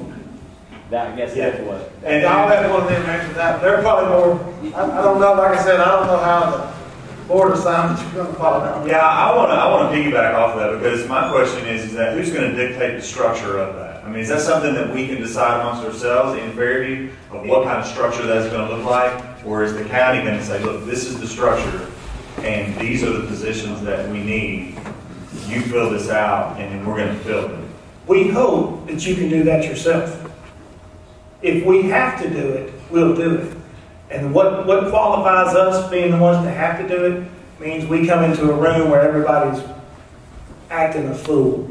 You know, I'm going to do this, I'm going to do that. You know, that's what we want to avoid. If we can get responsible people that are willing to step up and organize, take their own self-serving interest and leave it at home, don't worry about whether their kid's going to be the pitcher or the right fielder. You know, but you want to serve this community through organizing and putting a strong leadership group together to form a recreation association to serve everybody. Then if we get a room full of those people, you can work it out yourself. Okay, and I kind of want to just speak to those individuals in this room that are interested in making these changes in Fairview. I am one of the parents that took my kids and we went somewhere else because we were not satisfied. And I represent kids that I have one child that wants to play 50 games a year, best talent, wants to go, and I have another child that just wants to have fun. You know, he's not really interested in being extremely competitive. And so I was unsatisfied in both. And so I left and I found things that are satisfying elsewhere. You know, with Franklin, you know, I played in lots of different places. So I've seen things work. What I want to see is not everyone get in a room and just bicker and argue and throw every idea out there, because we all have our own ideas and we could go all day with that. But what I would like to see is there are programs in the Middle Tennessee area that work effectively, where people are satisfied. If you're on one side of the spectrum or the other, I would like to see us, let's learn from what other programs have done, see how things have worked for them, things that have not worked for them. I've talked to, in the past month, I've talked to a lot of different directors, commissioners from Franklin, Creevall, Bellevue, Grassland, and I've seen different ways of how that's worked. And I think that what we need to do is let's get together and let's be open-minded.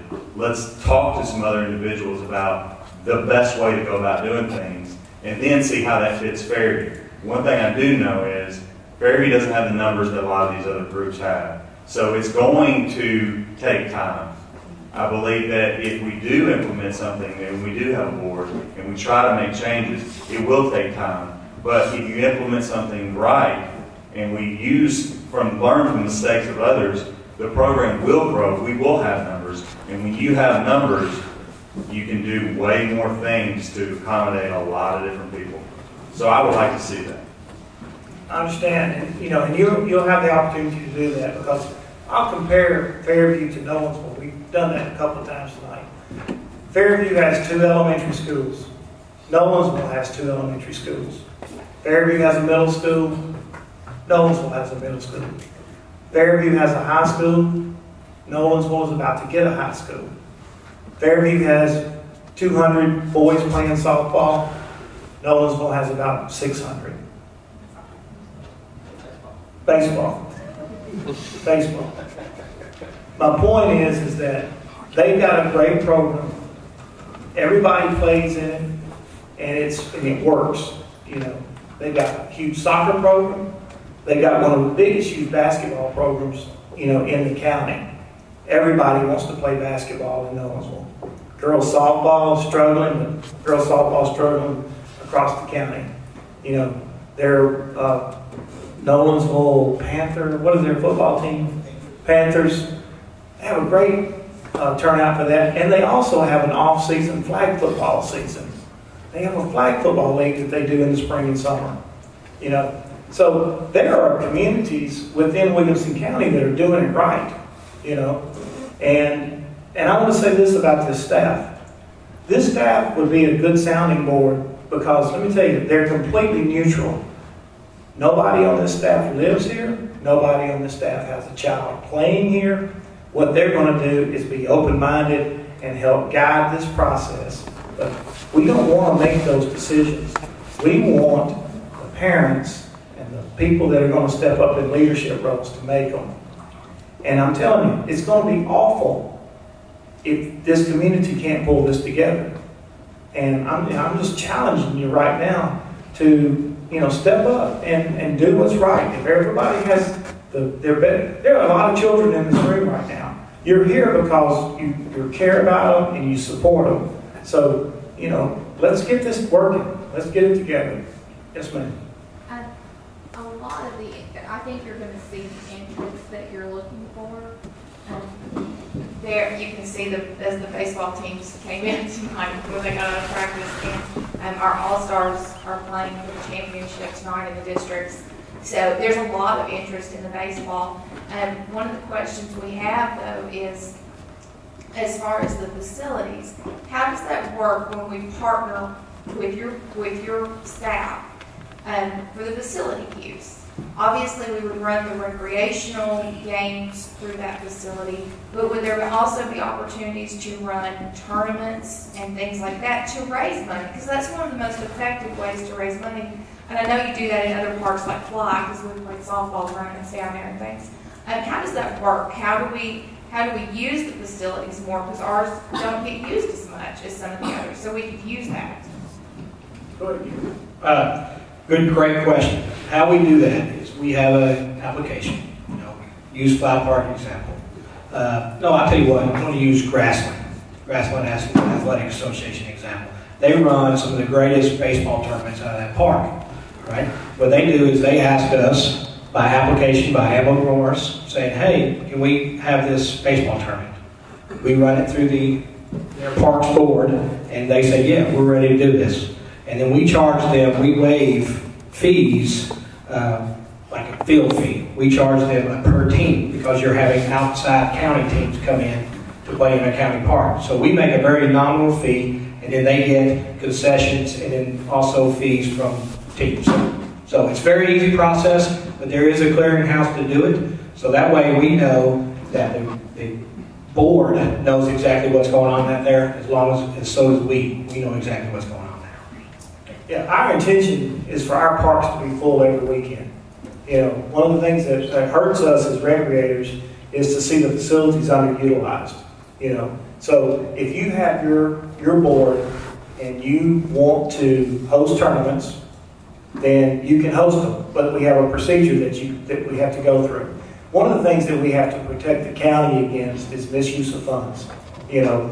And there are too many people that could have put themselves in embarrassing situations with the money that comes in through these tournaments. And if it's not being applied correctly and accounted for correctly, then that's oversight on our part, and it's not going to happen under my watch. So we're going to enable you to do everything that you possibly can, but we have guidelines set up, and the guidelines are there to protect you and us.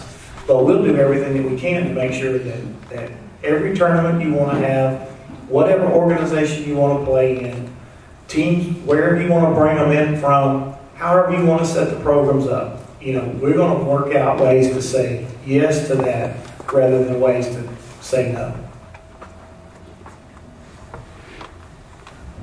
Thing I'd like to make a comment getting back to some of the stuff that Mickey said earlier. If we do form one board that's over individual sports, I do think it would be wise to let each individual sport have their own board, maybe under that board, because nobody's going to know how to run baseball like the baseball people. The same thing with football, and the stories that you mentioned earlier that had the most success being soccer and football have had that opportunity.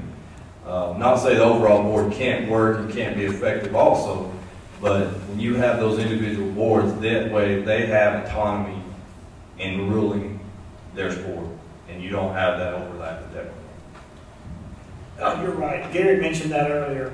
Go ahead. Well, like I said, there's 17 different organizations in the county that we recognize as providers of youth sports, and the ones that are an all board. There is an all board, and then they have those commissioners. They might have more than one commissioner. Like they may have 2 baseball commissioners, and it all depends on the size of the community. All right, and The reason for that is because the president may have a kid that had gone through the program and now he's aged out and he still loves it, but he has a great insight. And that's why they have presidents, vice presidents, and the board. And they don't have separate boards for the individual sports because you'll get into overlap and repeating yourselves. So that's very careful. You've got to be very careful about that. Jesse and Biff have been very successful because they have taken a model that's been proven time and time again in the county. You know, their model is almost the same model as Williamson County Soccer Association or the Fairview Cowboys, Franklin Cowboys. Yeah. So it's very important if they decide, and as a community, you all decide to get it one organization, it's very important to have the right people in place where you can work together in partnership on the total outcome of the future.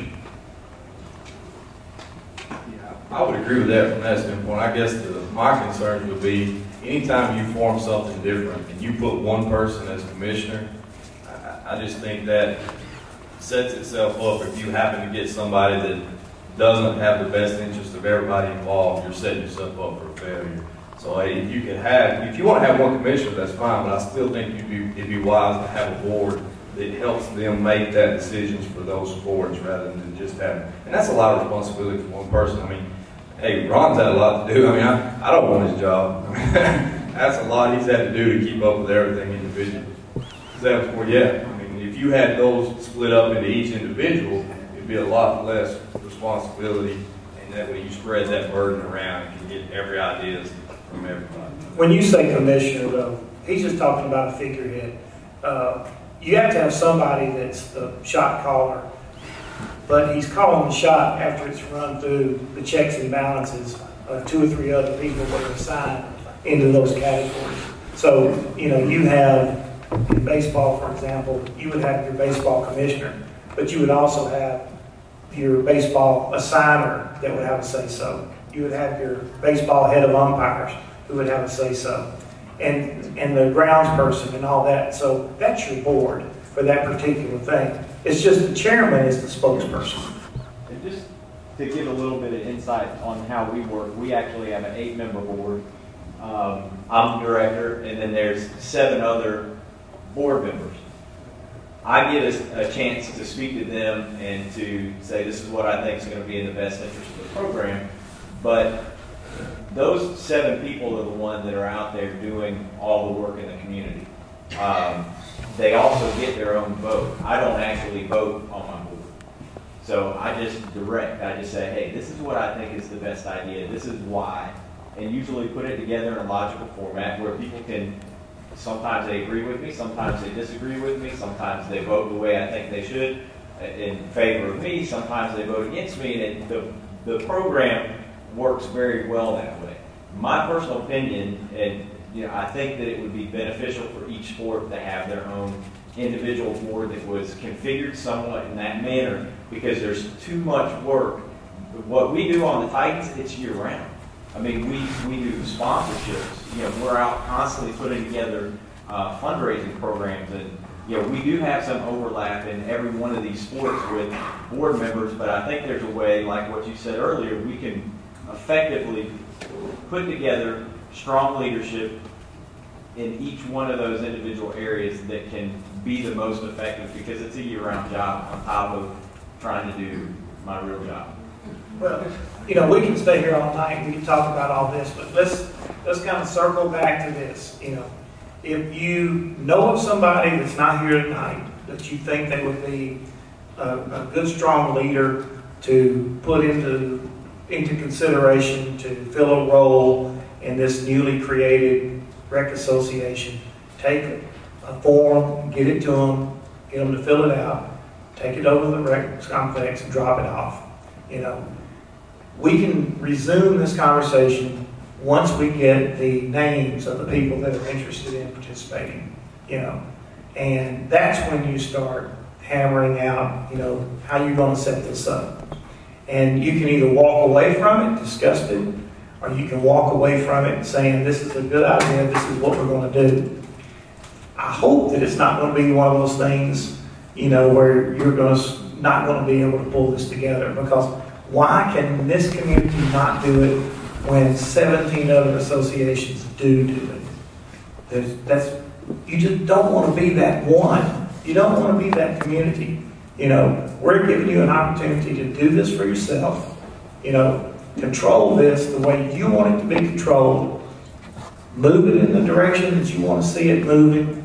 We're going to help you with manpower and money, give you the facilities. You have first right of refusal. We're not going to recognize another facility.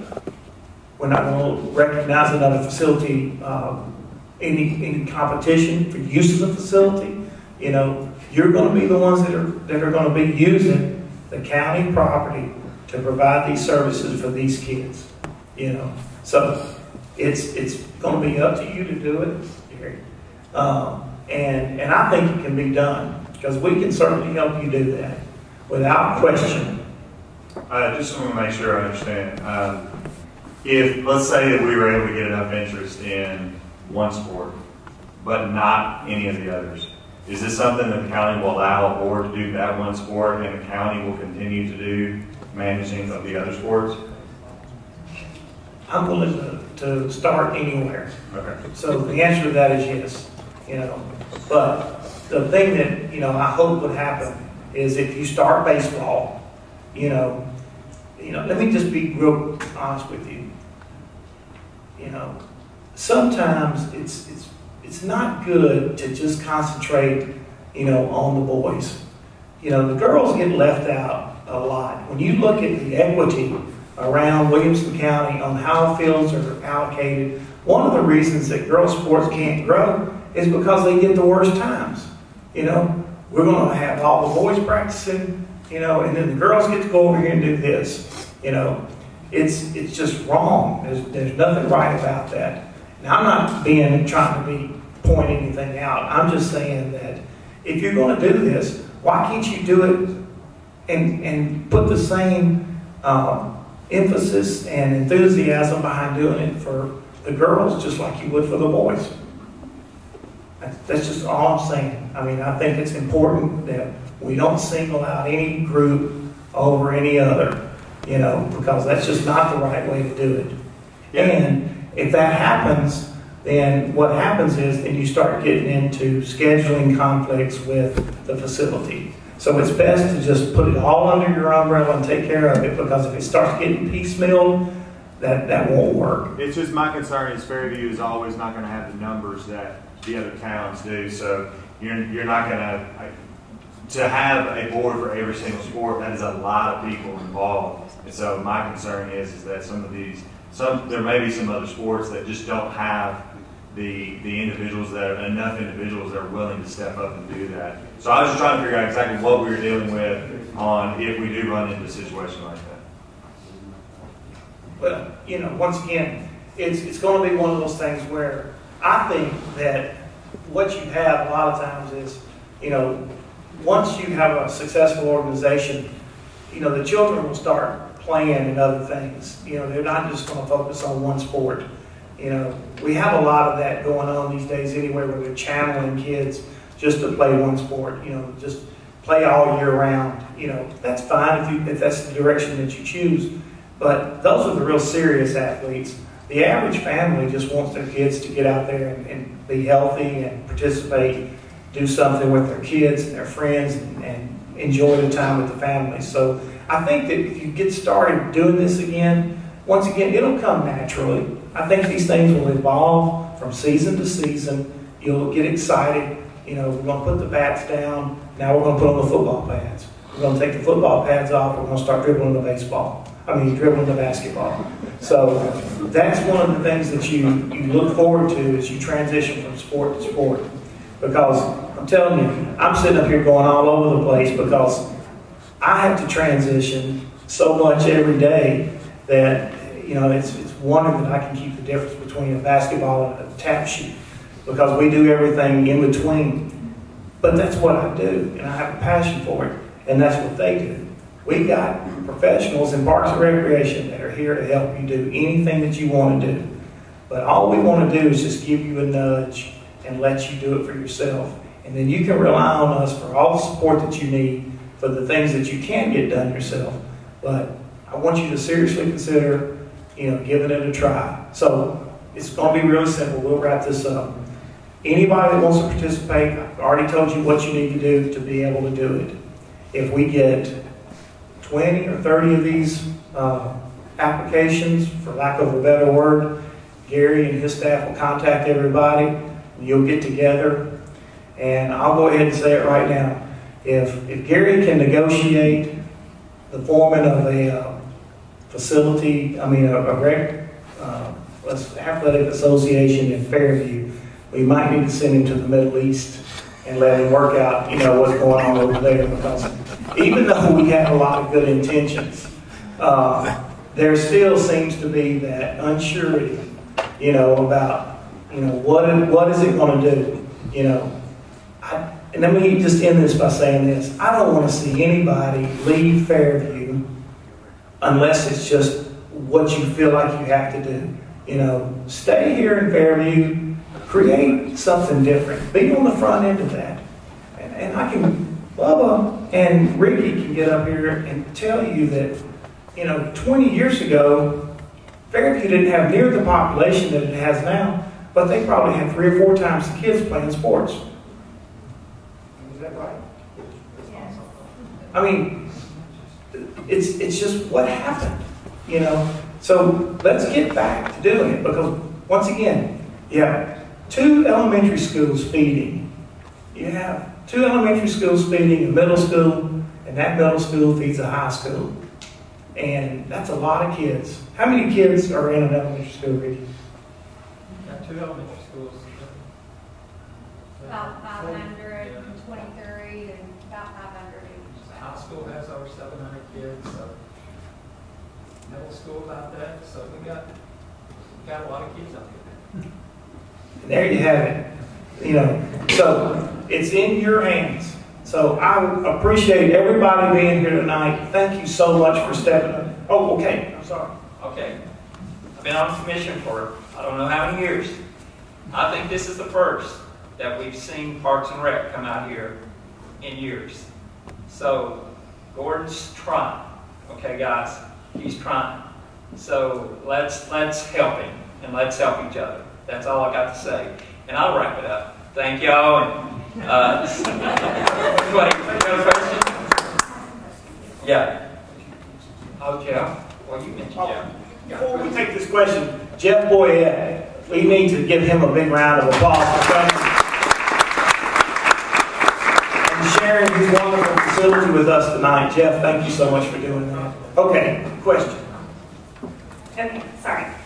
Robin White, and I'm a Fairview native, but I'm here just on behalf of the scout groups in the community, and so I was trying to hold my questions because they didn't really fit in any of your categories. There's a couple that I have. The most pressing question, though, for Boy Scouts and Cub Scouts specifically, the space that we use, which, let me just say, we love Aaron, and we love Jay, and they're amazing. We love working with them. You couldn't have better people in those positions. But we have an obligation to service every scout, and our facilities in the complex are not ADA accessible. So when it comes to renovating the space, is that something that you guys can look at? Just making the space in the Boy Scout and Cub Scout area ADA accessible, or? Yes. Okay, I just wanted to throw that out there. And then the second question is not really scout related, it's just person related. For programming purposes, I think that I know that you have to establish a calendar so far ahead in advance, I understand that. But it seems like a lot of the programming that's going on at the recreation complex is coinciding or backing up to very similar events in the community.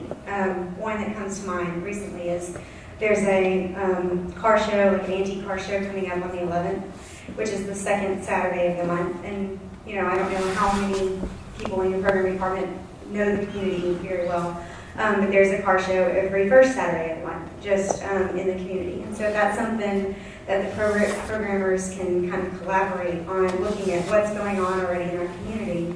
Another thing is the music in the park. I think that our Bowie Nature Park Music in the Park series is like a week off from music in the park at the rec center, and it kind of throws a kink in the plans into getting people to those programs.